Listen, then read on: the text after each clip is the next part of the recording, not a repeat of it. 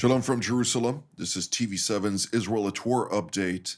And as we're set to deliberate some significant events that took place over the last 24 hours alone, it's always important to remember how this war began. 440 days ago, the Islamist Hamas and its terror affiliates in the Gaza Strip have launched an onslaught on southern Israel, declaring war by perpetrating a massacre, murdering some 1,200 mostly civilians, wounding over 4,800 others, and kidnapping some 250 people, including elderly, men, women, children, and infants. 100 of them remain in Hamas captivity to date. The subsequent day, on October 8th of last year, Iran essentially joined the war when it greenlighted its proxy in Lebanon, Hezbollah, to launch cross-border attacks against Israel. Since then, Hezbollah had launched over 13,000 munitions towards Israeli territory, and not Hezbollah alone. Additional Iranian proxies from Syria to Iraq, including the Houthis in Yemen, as well as Iran proper, have all launched direct attacks against Israel. With that, let's now turn to our TV7 editor-at-large, Mr. Amir Oren. Amir, I'd like to start by focusing on the hostages. Ongoing negotiations, of course, are taking place behind the scenes. What can you tell us about the latest? So, Jonathan, as you mentioned, it all started with the Hamas attack and massacre. The major culprits have been eliminated by now. Yahya Sinwar, Muhammad Def, Ismail Hania, and many others at the top echelon of Hamas are no longer there. And one wonders whether the chain of command in Hamas can really respond to whatever negotiations are being conducted. But if there is someone in the Hamas leadership who can give their approval, it seems that the hostage deal negotiations are at a very advanced stage. They are almost there. Of course, if it is still short of the finish line, one cannot pronounce it a success. But it seems as if there is a broad understanding that some 3,000 Israeli hostages, most of whom alive, some bodies of those murdered or died in captivity, will be included. They will be released to Israel in exchange for hundreds of Palestinian prisoners who will probably be deported to either Turkey, Qatar, or some other location, rather than being in the West Bank or Gaza Strip able to re-emerge as terrorists. The major points still to be ironed are what will the ceasefire be termed as? Will it be a first phase to a cessation of hostilities, a full end to the war, or will there be some other verbiage which will give Israel the freedom of movement in order to resume fighting if Hamas becomes a threat again? But it seems as if the more we are the closer we are to the end of the year and the holiday season, there are real prospects for such a deal. And of course, the major news of the day, which we will talk about probably later, is the Israeli attack on the Houthi port and energy infrastructure targets in Yemen. Indeed. Well, we will discuss this momentarily. I will note that the tweet that was put out at the time by President-elect Donald Trump highlighted that if by January 20th all hostages are not released, all hell will break out in the Middle East. He didn't say a partial or this, or he said all hostages. So I think the sponsors of Hamas and Hamas itself need to take that into the equation. He was quite serious about that, and that was put to me with an exclamation mark by Trump's close surrounding. So I do appreciate the days ahead, and hopefully we will see all the hostages returned, all 100 of them who remain in Hamas captivity, to include also the Bibas boys, their mother. Hopefully they're still amongst the living. We do not know that, but nonetheless, we are waiting for some good news on this matter. Now, I'd like to touch the next point. I'd like to invite Mr. Ori Saschar, who is the head researcher at the Israel Defense and Security Forum, or IDSF, which is in Israel commonly referred to as Habitchonisti. It's good to see you all. I'd like to ask you specifically about the Gaza Strip. The state of play there, IDF Chief of General Staff, Lieutenant General Herzi Halevi, came out and stressed three major points. One is to continue to eradicate the Islamist Hamas to the point of no return. The second one is to apply additional pressure to allow for the release of the hostages, or the return of the hostages in this case. And then the third point is to ensure the safe return of all Israeli residents to the Gaza periphery communities that were subject to the horrendous crimes committed by the Islamist Hamas and its terror affiliates on October 7th. Good to be with you, Jonathan. Yeah, absolutely. I mean, and Herzi Halevi, Lieutenant General Herzi Halevi, the Chief of General Staff, said these things in Rafah just the other day during a visit to the front. We are proud to see IDF senior generals who are on the front lines, including his deputy, who was fighting shoulder to shoulder with the everyday troops. So this is extremely unique to the Israeli army, and this reflects really the war objectives of the cabinet to eradicate Hamas and prevent any other jihadist force from ever taking root again in Gaza. This cannot happen on the other side of the fence. Israel understands that. It has tried, this binary spheric approach of remaining on the other side of the fence, as Major General Gershon Cohen often says.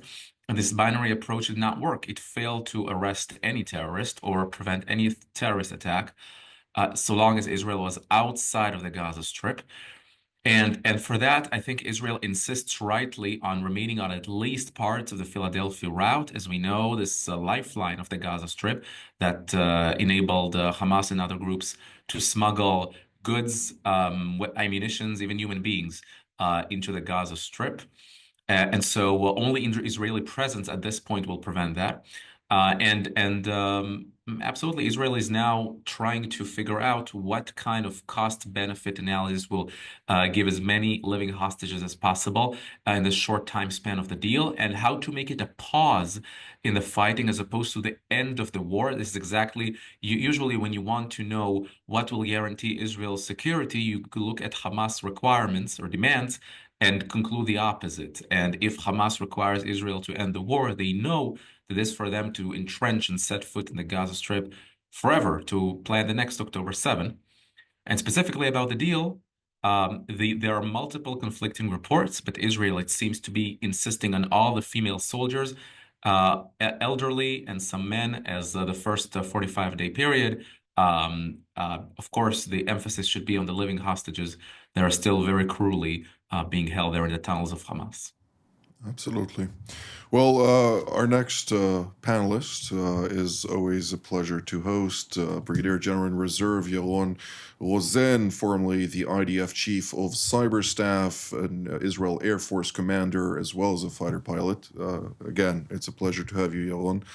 I'd like to ask you particularly, we'll start with Gaza. What are the strategic requirements for Israel to maintain its upper hand when we're talking about the Gaza Strip on the one hand, and to what degree is this the last period before we transition into the next phase, which is potential integration or allowing a civil construct of some type of administration to coexist with Israel's or the IDF's security arrangements to ensure that, again, October 7th will never reoccur. Yes, I think it goes straight from what Or mentioned. The first thing is to pursue a comprehensive hostage deal as fast as possible to get as many living hostages back home. And then, of course, all and every one of them, including the ones that are sadly not living, to bring them back to burial in Israel. So their loved ones have a grave to grieve over. And I think that would be the sign of moving to the next consolidation, if you will, of the very meaningful military achievements in Gaza, and move to the, translate them into the humanitarian and stabilization efforts, while Israel continues to be the sole responsible force for security in Gaza and reflecting outside to whoever wants to cooperate with Israel. And, everybody says, let's bring whoever inside to take control over. It's not going to be so easy to bring an outside force from any state. This, I think, in my mind, it will be only as part of a wider deal. Will this be part of the deal when the Saudis understand it's the good time for them to join the winning side and the strong side, and not, sort of stay in the middle and lean towards the Iranians and then towards the Sunni crescent, if you will. Time will say. I think, again, looking at Gaza, the main thing will be to transition after the hostage deal into to consolidate the achievements. That's one thing, and how to couple that with some more agreements that will completely change the balances, reshape the alliances in the Middle East. This includes something completely new with Lebanon, maybe even Lebanon first, even before the Saudis. The Saudis will probably follow suit maybe after that, completely restructuring our relations with the Syrians and with the HTS. And I think this is one of the most extraordinary opportunities Israel had since its inception to restructure what was decided by the empires back in the beginning of the 20th century. Indeed. Well, Mr. Oren, last night, roughly a couple minutes after 10 p.m., the Houthis launched a cluster of one-way unmanned aerial vehicles towards Israeli territory. Operation Prosperity Guardian, namely Task Force 153, which is led by the United States, intercepted the vast majority of those.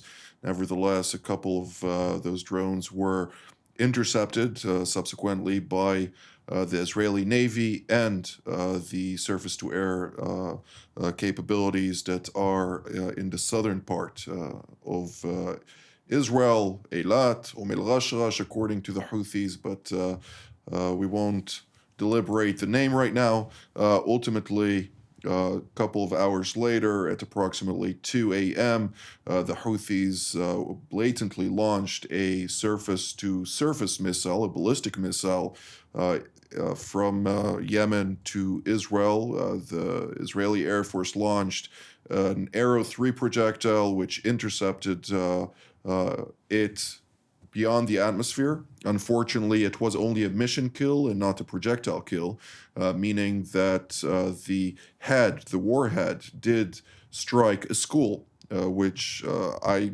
believe it's a miracle that nobody was killed in this event, since it was really a terrible incident. The whole school was destroyed because of it. But nonetheless, Israel responded. What can you tell us about that?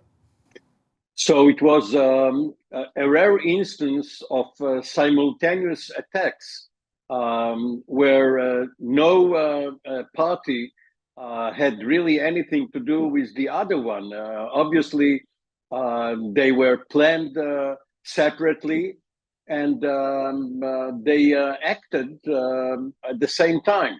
But it was not an Israeli retaliation for this particular last attack, or latest rather, because in the afternoon there was another attack, another missile which was launched at Israel, but it was intercepted too somewhat west of the Tel Aviv shore, with no damage and not even an alert being sounded in the Tel Aviv area as it was overnight. Now, it was obvious for the last few days that once the Israeli Air Force will finish its major in Syria, taking out the brunt of the Syrian Air Force, Navy, and missile force, it will be available for a major strike at Yemen because the Houthis have, for the last 14 months, launched some 20 projectiles at Israel. Of course, it depends on whether you count one swarm of drones as a single strike or not. But this is beside the point. Tonight's strike at Ramat Gan and some parts of the interceptor missile have landed in Jerusalem, not far from the Knesset. This was just, of course, a coincidence. Israel, of course, did not intend to strike its own parliament. But apart from tonight's attack by the Houthis, there was hardly any damage. They are trying, and Israel, along with its allies, have been very successful in the defensive action. But what was hit Yemen was an entire series of port, mainly Hodeidah, the major port on the western shores of Yemen. Of course, they also have a southern shore, southern port facilities. But Hodeidah and some other targets closer to Sana'a. And Israel has announced, first, that this is not going to be the last strike. And secondly, and perhaps most important, because the Houthis are being supplied by Iran, that this should be a lesson to Iran that Israel will not sit still until all of its enemies are being treated the same way. Indeed. Well, I'd like to turn to you, General Zen. You know the methods and the various manners in which the Israeli Air Force operates naturally, but when we're talking about 5 targets picked very carefully, of course, 3 in the Al Hodeidah vicinity, another 2 in the vicinity of the capital Sana'a, we see very deliberate, very pinpointed strikes that are crippling the capacity of Ansar Allah, which is dominated, of course, by the Houthi tribe, to conduct their marine affairs, their smuggling operations, as also Mr. Oren alluded to, from Iran into Yemen. To what degree is this significant, and doubling down on such activity would further deepen the operational successes, but to what degree is that really deterring the Houthis from what you can see? Yeah, Jonathan, I think focusing on Yemen is very important right now. Sadly, the international community hasn't done so, even though the Houthis, first of all, attacked the international community, not Israel. It attacked Israel as well in parallel. But the biggest thing they're doing is they're sitting on a choke point on the Bab el-Mandab, Straits of Bab el-Mandab, which is hurting not only international freedom of navigation, but also hurting very much the income of the Egyptian government from shipping going through the Suez Canal. Now, when you want to hit the Houthis, they hold a part of Yemen, and it is not a one strike does it all thing. This is a campaign that you need to start pressing, and it goes from the outside inwards because they are sort of a asymmetrical type of warfare, military, just like the Hezbollah and just like in a way the Iranians for a different reason, even though they all are literally and virtually and really armies, and they have firepower more than many armies globally. But when you want to start degrading their capabilities, it starts with the way they import their capacities, their capabilities are coming from the ports. It continues with the money. It continues with how they control with the power and the oil coming into the country, and eventually it will have to strike the command and control. If the United States and the UK and France, the forces that are there, will continue and collaborate with Israel, it will be an ongoing campaign, and the Houthis just won't be able to take it. But it really requires perseverance and consistency. Israel alone will be very hard because it's a long range enemy. It's very far from us. It's 2,000 kilometers, almost 1,300 miles away. And it is a war in pulses. Same with Iran, by the way. It is a war with pulses. And that is why, just as Amir Oren described, both sides had plans and they executed, and literally the projectiles and the airplanes crossed each other going different ways. And this is how you conduct a long-range war. So I think consistency and collaboration and the alliance between Israel and the allies that are in the region to take care of the Houthis as fast as possible. I'm somewhat baffled at why Egypt, which lost roughly $6 billion over the course of this past year from this trade route, are not being more engaged in confronting this Houthi threat. But I'll leave that for the Egyptians to answer. When it comes down to it, one point that keeps coming back to mind is in the last 14 months, I think Senator Tom Cotton asked a couple of times General Michael Kurilla, Eric Kurilla, with regard to why don't CENTCOM really eradicate the Houthis, and he responded by saying, well, you need to know where they are.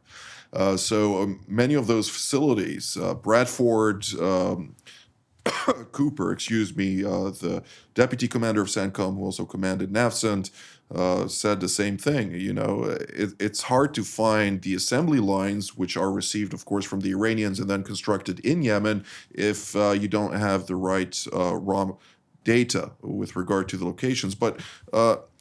Yisachar, I'd like to ask you particularly about the fact that in all the statements, wherever you look, everybody says, you know, they're doing Iran's bidding.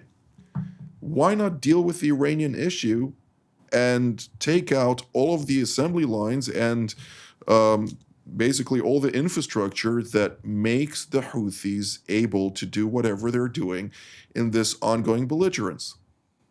Yeah, without question. I mean, the way to stop all the puddles from spreading around the region is simply closing the main tap. And the main tap that funds, arms, and equips all of these little proxies around the region is the regime in Iran. And I think when you look at the kind of perseverance and action that the West has taken against these proxies, it was extremely limited. Needless to say, the U.S. is leading now a coalition against the Houthis in Yemen. We look forward to more results on that front. But these are also extremely limited strikes. Israel mostly is leading the fight against Hamas and Hezbollah, obviously. But then the big question remains what to do with the head of the snake, as they call it. in Iran. And not until we deal with that challenge will the Middle East look different.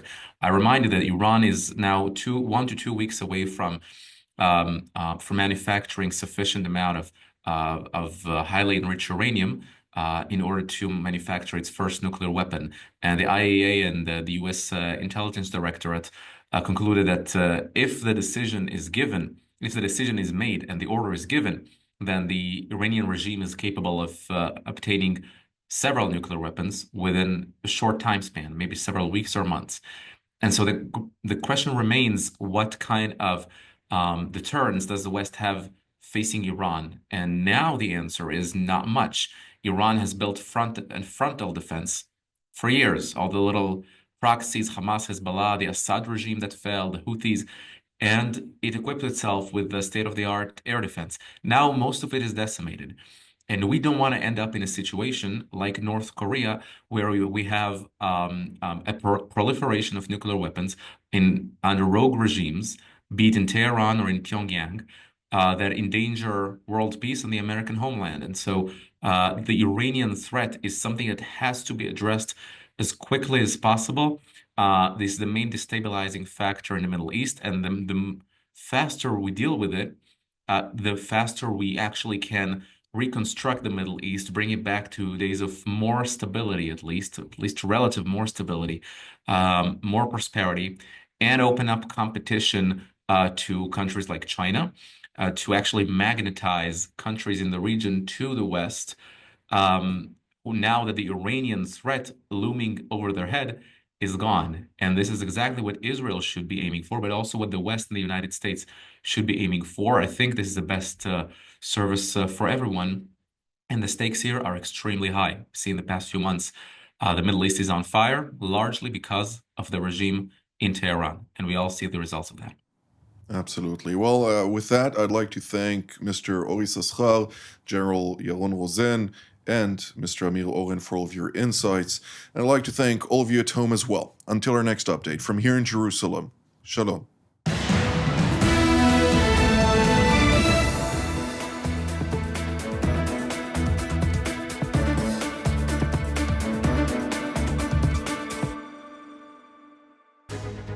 My name is Doron Gavish, and my background, 30 years of serving in the Israeli Air Force.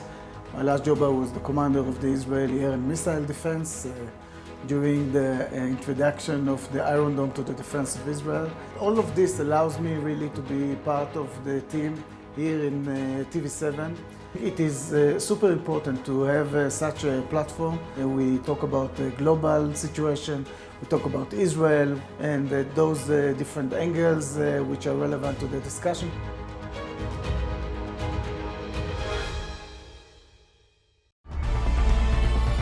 Jerusalem Studio, now available on Spotify.